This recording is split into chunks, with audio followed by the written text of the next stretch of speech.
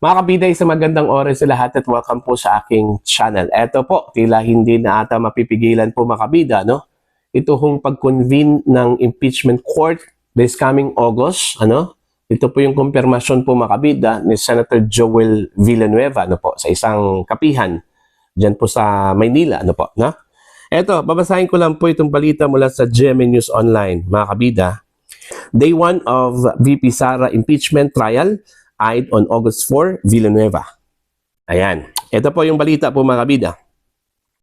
The impeachment trial of Vice President Sara Duterte may begin on August 4, 2025 or a week after the 20th Congress opens, according to Senator Joel Villanueva. Ito yung sinabi po ni Senator Villanueva po, ano? If SONA State of the Nation address is July 28, so you're looking at the week after, August 4. We're looking at August 4 to convene, Villanueva said at the Kapihan sa Manila Bay Forum on Wednesday. Villanueva was referring to the fourth SONA of President Ferdinand Marcos Jr., which will happen after the House and the Senate open the first regular session at 10 a.m. on July 28. It looks like we are going to wait for 1 week to reorganize ourselves. At ang House, ganun din po. And then, a week after, we can convene the impeachment court and then the defense and prosecution present their cases, added Villanueva. Villanueva also defended the Senate's move to return to the House of Representatives the articles of impeachment against Duterte without dismissing or terminating them last month. Ayan. So, ayun po mga kabida. Kumpirmado po ano, na sa August 4 mag-umpisa ito pong pag-convene mga kabida ng impeachment court. Ano? Okay, lilinawin ko lang po mga kabida. Ano? Itong August 4 po na sinabi po ni Senator Joel Villanueva po, ano, pag-convene pa lang ito ano, ng Senate Impeachment Court. Hindi talaga ito yung umpisa talaga ng trial po mga kabida. No? Kasi pag sinabi pong umpisa po ng trial, ito na po yung time na mag-present na po ng ebidensya, ito pong prosecution, ano? Sila yung unang mag-present po ng ebidensya po mga kabida, ano? Ito pong prosecution.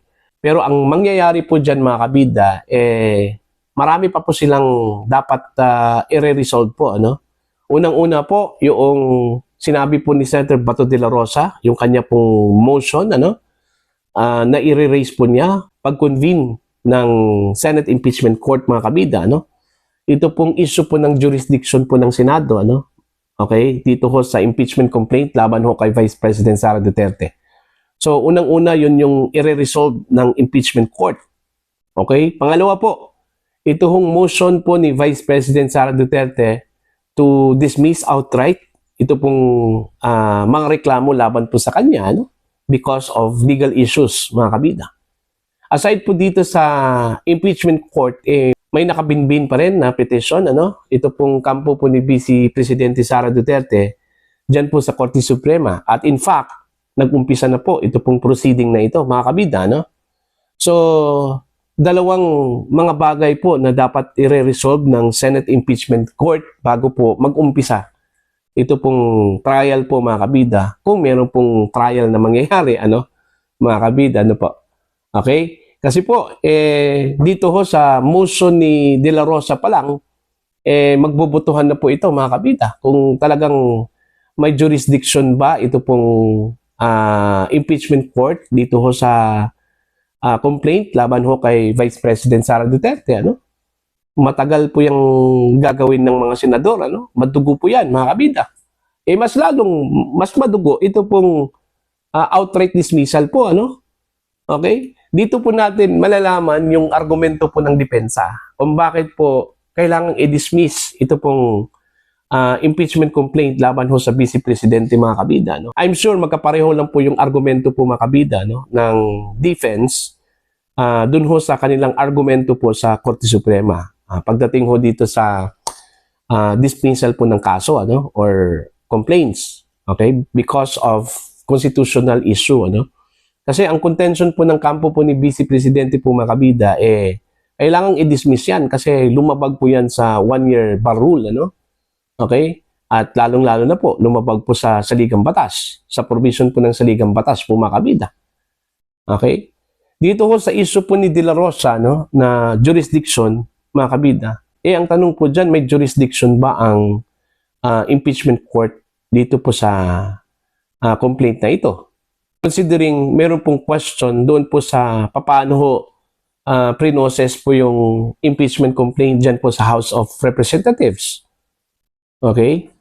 So yun yung dapat asikasuhin muna ng Senate Impeachment Court, okay, bago po mag-umpisa itong trial na ito, ano, mga kabida.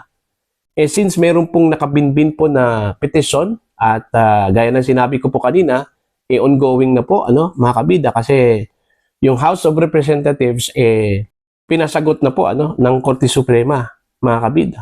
Pati itong Senado dito ho sa petition po ni Vice President Sara Duterte, ano? Okay? So, yun, mga kabida. Ang tingin ko po dyan, madugo po yan. Okay? Yung gagawing pag-resolve doon ho sa dalawang issues na yan, ano, mga kabida. Mas madugo pa yan kung ikukumpara doon ho sa trial. Okay? Ni Vice President Sara Duterte. So, titingnan na lang po natin kung itong pag-convene, okay, kung it will last long, mga kabida.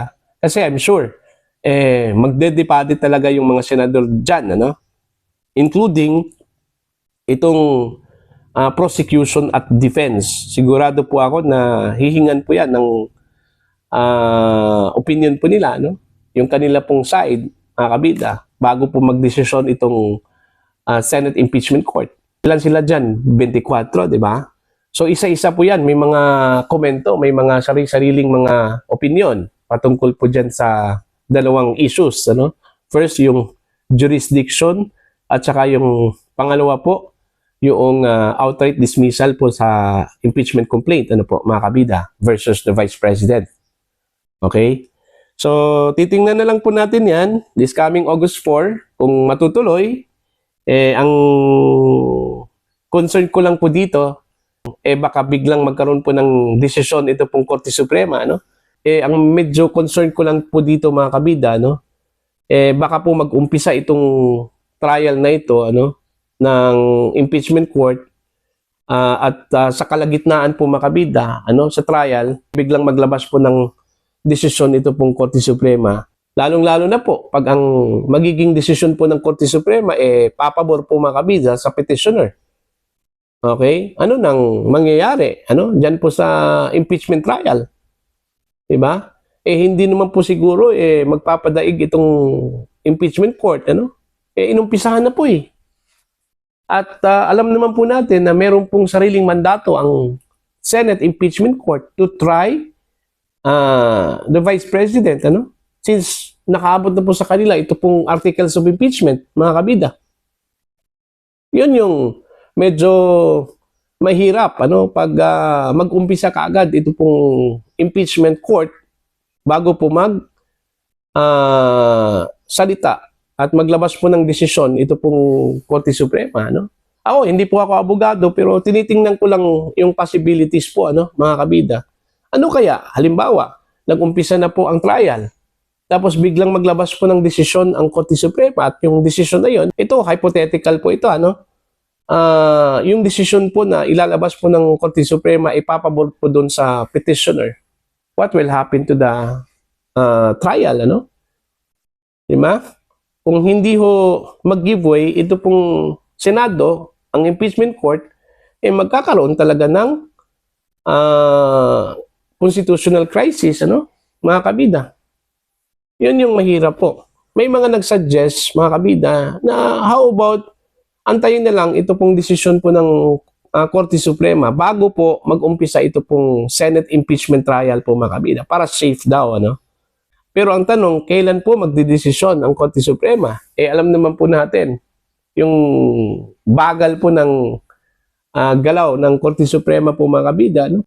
Pagdating ho sa pagdesisyon po ng bawat petition o kaso dyan po sa Korte Suprema. See? Yun yung mahirap po kung antayin pa. I don't know kung ano pong gagawin po dyan, ano. Depende na po yan sa impeachment court.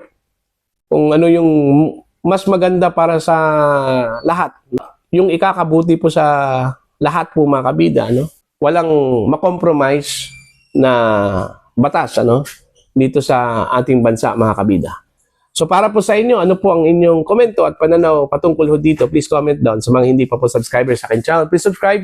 Just click the subscribe button, click the notification bell, click all para updated po kayo mga kabida sa aking mga uploads. Maraming salamat po sa inyo lahat.